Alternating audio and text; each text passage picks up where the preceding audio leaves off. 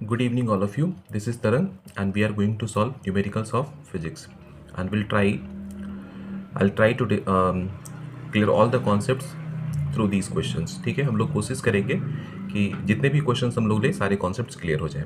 Okay, तो first question है, an object of 4 centimetre in size is placed at 25 centimetre in front of a concave mirror. ठीक है, तो first line से हम लोगों को क्या क्या इन्फॉर्मेशन मिला. सबसे पहला इन्फॉर्मेशन हम लोग को मिला हुआ है मिरर के बारे में. कौन सा मिरर है? कॉनकेव मिरर है. ठीक है, तो साइड में ऐसे बना लो, ये कॉनकेव होता है और इस वाले को कॉन्वेक्स बोलते हैं हम लोग. ये कॉन्वेक्स हो गया, ये कॉनकेव हो गया. दो तीन चीज़ें याद रखोगे.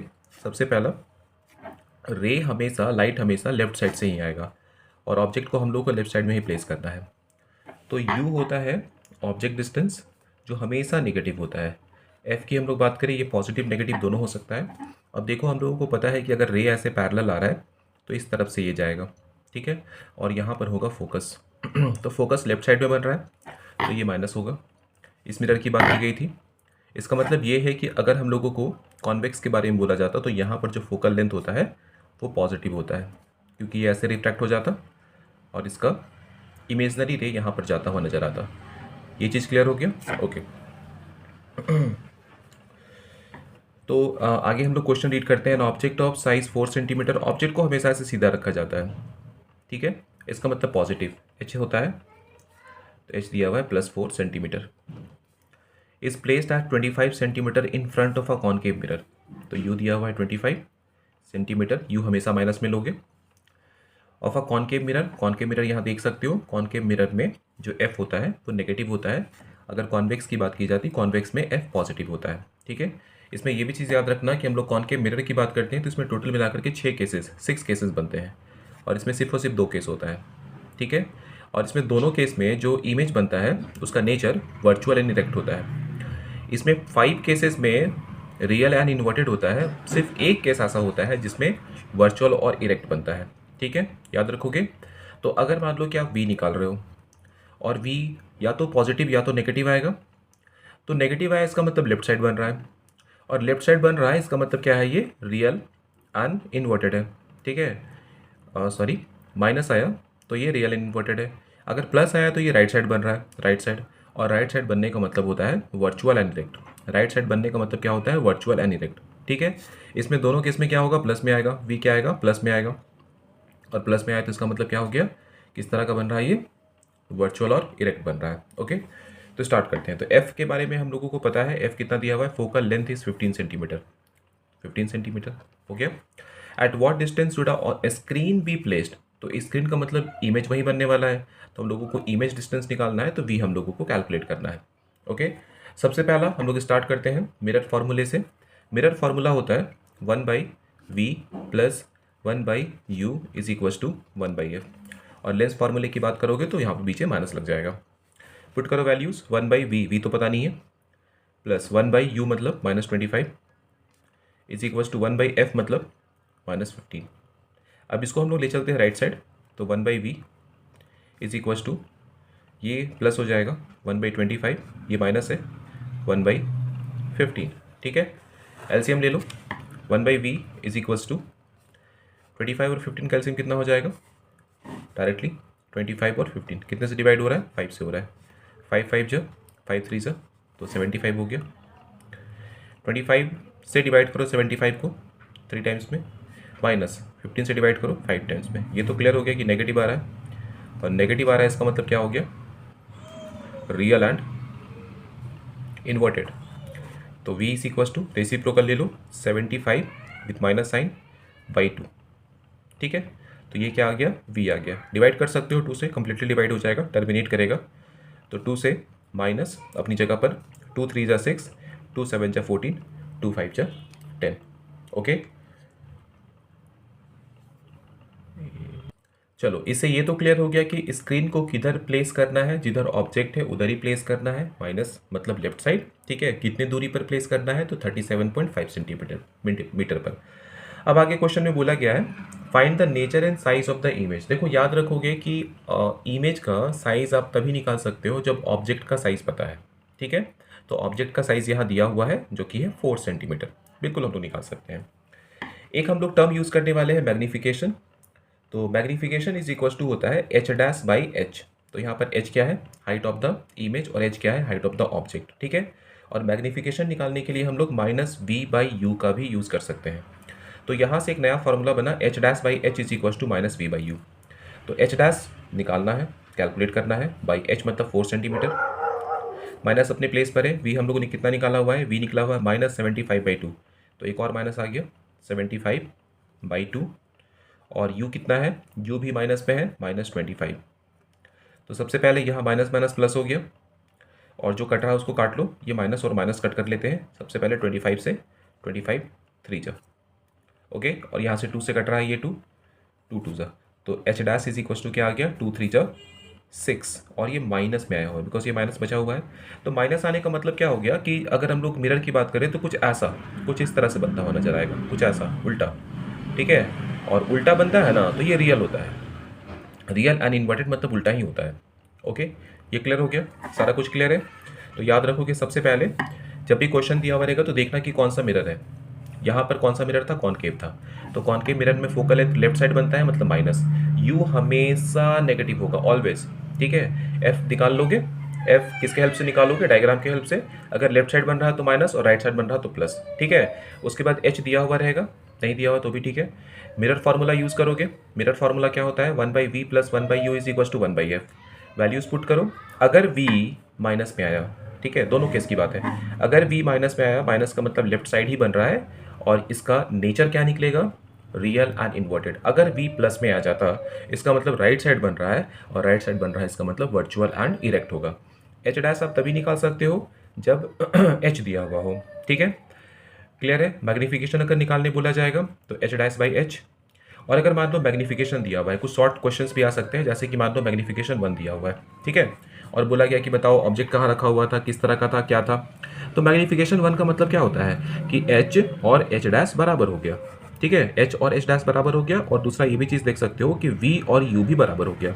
ठीक है, तो ये कब पॉसिबल होता है, जब ऑब्जेक्ट को कहाँ पे रखा जाए, सेंटर पे रखा जाए। ठीक है, तो ये क्लियर हो गया कि जब ऑब्जेक्ट को सेंटर पे रखा जाता है तो ऑब्जेक्ट का साइज और इमेज का साइज बराबर होता है, ऑब्जेक्ट डिस्टेंस और इमेज डिस्टेंस दोनों बराबर होता है। अगर मैग्नीफिकेशन ग्रेटर देन 1 दिया हुआ है या मैग्नीफिकेशन लेस देन 1 दिया हुआ है, ठीक है, तो इसी तरह से इसको भी सॉल्व कर सकते हो। क्लियर है, बढ़ते हैं नेक्स्ट क्वेश्चन की तरफ। चलो इसको भी थोड़ा समझ ही लो कि अगर मैग्नीफिकेशन ग्रेटर देन 1 है और मैग्नीफिकेशन लेस देन 1 है तो इसका क्या मतलब है। ठीक है, तो अगर मान लो कि मैग्नीफिकेशन ग्रेटर देन 1 दिया हुआ है, ठीक है, तो मैग्नीफिकेशन इज इक्वल टू क्या होता है, एच डैश बाई एच होता है। ठीक है, तो ये क्या है, ग्रेटर देन 1 है। ओके, तो h dash is greater than H हो जाएगा, मतलब जो इमेज बन रहा है ना, इमेज बड़ा बन रहा है। हम लोगों को पता है कि हम लोग स्टार्ट करते हैं, जैसे कि अगर मान लो ये हम लोगों ने मिरर लिया, तो ये इन्फिनिटी है, देन होता है सेंटर या 2f, देन होता है f, और ये होता है पोल। ठीक है, तो हम लोग स्टार्ट करते हैं कि ऑब्जेक्ट को इन्फिनिटी पे रखा गया तो क्या होगा, ऑब्जेक्ट को बियॉन्ड 2f रखा गया तो क्या होगा, ऑब्जेक्ट को 2f और f के बीच में रखा गया तो क्या होगा। ऐसे हम लोग देखना शुरू करते हैं। हम लोग को पता है कि जब ऑब्जेक्ट को इन्फिनिटी पे रखा जाता है तो इमेज जो बनता है ना बहुत छोटा बनता है। अगर बियॉन्ड 2f रखेंगे तो भी इमेज छोटा ही रहता है, अगर हम लोग f पे रखेंगे तो इमेज बराबर होता है। ठीक है, उतना ही बड़ा बनता है 2f पे रखेंगे तो इस जगह पर ऑब्जेक्ट का साइज और इमेज का साइज बराबर होता है, और इसके इधर कुछ रखा हुआ है तो इमेज जो होगा वो छोटा होगा, और इसके इधर ऑब्जेक्ट है इस वाले केस में, तो इमेज क्या होता है, बड़ा होता है इस वाले केस में। ठीक है, फोकस किधर रखोगे तो फिर से इनलार्ज बनना शुरू हो जाएगा। ओके, तो क्या पता चला कि अगर एच डैश एच से बड़ा है, इसका मतलब ये वाला इधर वाला पोर्शन पे रखा गया है। ओके, और अगर मान लो कि मैग्नीफिकेशन लेस देन 1 है, तो इसका मतलब है कि एच डैश एच से छोटा है, और इस केस में जो ऑब्जेक्ट है वो 2f के लेफ्ट में कहीं रखा हुआ है। ओके, तो नेक्स्ट हम लोग देखने वाले हैं रिलेटिव रिफ्रैक्टिव इंडेक्स। रिलेटिव यहाँ पे वर्ड हम लोग यूज़ इसलिए किए हुए हैं क्योंकि यहाँ पर दो मीडियम के स्पीड ऑफ लाइट को हम लोग कंपेयर करने वाले हैं। जैसे कि मान लो ये बाउंड्री हो गया, और लाइट ऐसे एंटर कर रहा है, ऐसे ट्रैवल कर रहा है, और ये अब दूसरे मीडियम में जाने वाला है। तो यहाँ हम लोगों ने नॉर्मल लिया, ओके, और लाइट मान लो ऐसे चला गया। ओके, तो ये मीडियम 1 है और ये मीडियम 2 है। ओके, अब हम लोगों को कैलकुलेट करना है refractive index of medium two, refractive index of medium two with respect to medium one. याद रखोगे medium two with respect to medium one, तो ये होगा स्पीड ऑफ लाइट इन, पहले टू लिया गया है ना, तो यहाँ हम लोग लेंगे medium one by speed of light in medium to.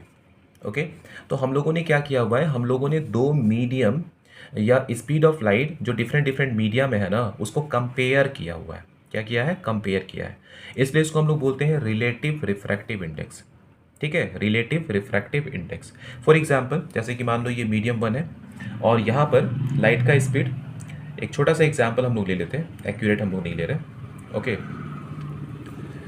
Something 2 into 10⁵ metre per second है, और नेक्स्ट वाले में लाइट का स्पीड 1 इंटू 10⁴ मीटर पर सेकेंड है, फॉर एग्जांपल।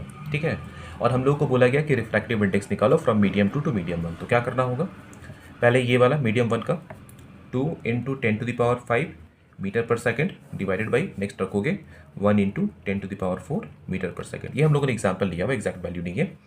तो नीचे 10⁴, ये 5 जीरोस कट गया, मीटर पर सेकेंड कट गया, तो कितना आ गया, यहाँ पर एक 10 बचा हुआ है, 2 बचा हुआ है, तो ये हो गया 20। ठीक है, और रिफ्रैक्टिव इंडेक्स का कोई यूनिट नहीं होता है। अब अगर मान लो कि मीडियम वन एयर या वैक्यूम हो, और मीडियम टू कुछ भी हो सकता है, वाटर हो सकता है, ग्लास हो सकता है, कुछ भी हो सकता है, उस केस में हम लोग एक वर्ड यूज़ करने वाले हैं जिसे हम लोग कहते हैं एब्सोल्यूट रिफ्रैक्टिव इंडेक्स। क्या बोलते हैं, एब्सोल्यूट रिफ्रैक्टिव इंडेक्स। ठीक है, और यहाँ पर directly refractive index, absolute refractive index के लिए हम लोग यूज़ करेंगे n, और ये m हो गया मीडियम। ठीक है, और इसका फॉर्मूला होता है speed of light in air और वैक्यूम, दोनों लगभग सेम होता है, speed of light in air या vacuum, okay, divided by speed of the light in medium. इस मीडियम में लाइट का स्पीड कितना है, speed of light in given medium, यहाँ लिख लेते हैं हम लोग गिवन मीडियम। ठीक है, तो ये हो गया एब्सोल्यूट रिफ्रैक्टिव इंडेक्स। अब ये क्लियर हो गया कि एब्सोल्यूट रिफ्रैक्टिव इंडेक्स और नॉर्मली रिलेटिव रिफ्रैक्टिव इंडेक्स और रिफ्रैक्टिव इंडेक्स का मतलब क्या होता है। तो एब्सोल्यूट रिफ्रैक्टिव इंडेक्स में हम लोग लाइट का स्पीड वैक्यूम या एयर में क्या था, और दूसरे किसी मीडियम में जब लाइट ट्रैवल कर रहा है तो उसमें लाइट का स्पीड क्या है, इसे कंपेयर करते हैं। ठीक है, और एक हम लोग वर्ड यूज़ करते हैं रिलेटिव रिफ्रैक्टिव इंडेक्स, तो वहाँ तो डिपेंड करेगा कि लाइट कहाँ से, कौन सी मीडियम से कौन से दूसरे मीडियम में ट्रैवल कर रहा है। ओके, चलो नेक्स्ट क्वेश्चन लेते हैं हम लोग। क्वेश्चन एक है light enters from air to glass having refractive index 1.5। कोई ज़्यादा दिमाग नहीं लगाना है, डायरेक्टली एब्सोल्यूट रिफ्रैक्टिव इंडेक्स के बारे में बात की गई है।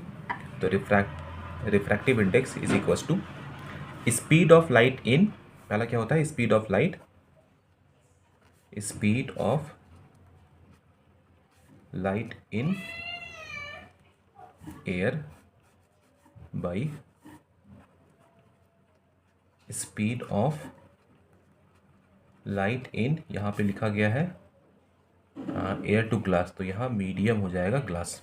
रिफ्रैक्टिव इंडेक्स दिया हुआ है 1.5, speed of light in air क्या होता है 3 इंटू 10⁸ मीटर पर सेकेंड, और speed of light in glass वापस से वैसे ही लिख लो, speed of light in glass, cross multiply करोगे तो ये ऊपर आ जाएगा, 1.5 नीचे आ जाएगा, तो ये हो गया स्पीड ऑफ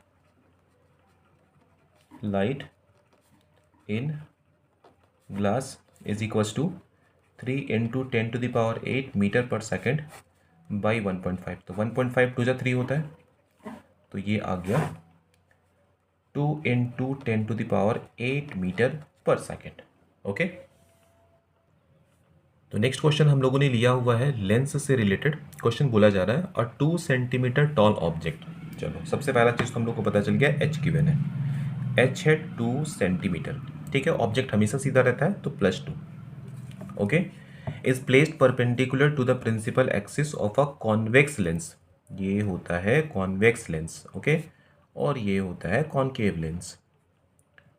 अब यहाँ पे उल्टा चलेगा, मिरर में टोटल मिला करके कॉनकेव में 6 केसेस बनते थे, अब यहाँ पर टोटल 6 केसेस बनेगा। ठीक है, अब इसमें सबसे पहले फोकल लेंथ की बात करें, इसका फोकल लेंथ राइट साइड बनता है, ऐसे रे जाएगा, इस तरह से चला जाएगा, तो ये पॉजिटिव होता है। इसकी बात करें, रे चला गया, रिफ्रैक्ट हो गया, तो नेक्स्ट लेफ्ट साइड में, तो एफ यहाँ पर बन जाएगा नेगेटिव। पहला चीज़ क्लियर हो गया, यू ऑलवेज नेगेटिव होता है दोनों केस में, यू ऑलवेज नेगेटिव। ठीक है, वी की बारी है। देखो इस केस में याद रखोगे कि वी दो ही केस बनता है और दोनों नेगेटिव होता है, तो माइनस में आएगा। और नेगेटिव का मतलब यहाँ पे होता है वर्चुअल एंड इरेक्ट। ओके, और इस केस में अगर हम लोग बात करें तो टोटल मिलाकर के 6 केसेस होते हैं। 5 केसेस ऐसे होते हैं जो राइट साइड बनता है जिसमें प्लस आता है, और सिर्फ एक केस ऐसा होता है जो माइनस में आता है। ठीक है, तो यहाँ अगर प्लस आया ना तो समझना है रियल एंड इन्वर्टेड, और माइनस आया तो फिर से वही इसी के जैसा वर्चुअल एंड इरेक्ट। ठीक है, क्योंकि हम लोग लेंस यूज़ करें तो लेंस फार्मूला यूज़ करना है। लेंस फार्मूला होता है 1/v minus 1/u is equals to 1/f। Clear है?